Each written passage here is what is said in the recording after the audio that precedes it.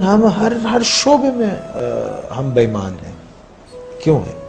تعلیم کا شعبہ، اس میں سفارش اور سیاست ہے، سیاست کے اندر سیاست ہے، اور رشوت ہم لیتے ہیں، بے ایمانی ہم کرتے ہیں، جھوٹ ہم بولتے ہیں، دوسروں کو تکلیف ہم دیتے ہیں، دوسروں کے مالوں پہ قبضہ کر لیتے ہیں، یتیموں کا مال کھا جاتے ہیں، غریبوں کو تکلیف دیتے ہیں، مسکین مسافر محتاجوں کو ان کا حق نہیں دیتے، کسی کی مدد نہیں کرتے، اپنے لیے سب جمع کر کے رکھتے ہیں، اپنے سے آگے نہیں سوچتے.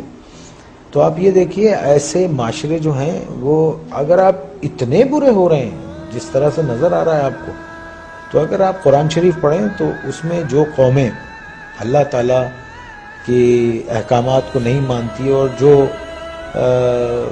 ان سب چیزوں میں نافرمانی میں جب بہت آگے چلی جاتی ہے تو اللہ نے کہا ہے میں ایسی قوم کو تباہ کر دیتا ہوں اور پھر ان کی جگہ دوسرے لوگ لے آتا ہوں. اللہ کہتا ہے کہ میرے لیے یہ کام کوئی مشکل نہیں ہے. تو جو لکھ پتی ہے وہ کروڑ پتی ہونا چاہتا ہے، جو کروڑ پتی ہے وہ اربوں پتی ہونا چاہتا ہے، جو اربوں پتی ہے وہ اس سے زیادہ پیسے والا ہونا. ایک آدمی جس کی تنخواہ 12,000 روپے مہینہ ہے، اس کے گھر کے اخراجات 80,000 روپے کے ہیں. یہ کون سی سائنس ہے آپ مجھے بتائیے کہ وہ اس کو پورا کرتی ہوگی؟ اور یہاں 60% لوگ ایسے ہیں جن کی تنخواہیں اتنی ہیں، لمیٹڈ ہیں، اور ان کے اخراجات جو ہیں.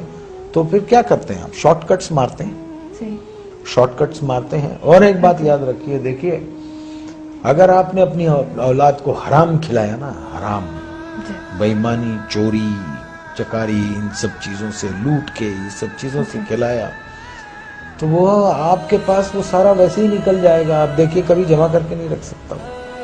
اگر اس کے پاس رہے گا، جمع بھی ہوتا ہے، تو ایک ڈیزاسٹر ہوگا اور سب ختم ہو جائے گا.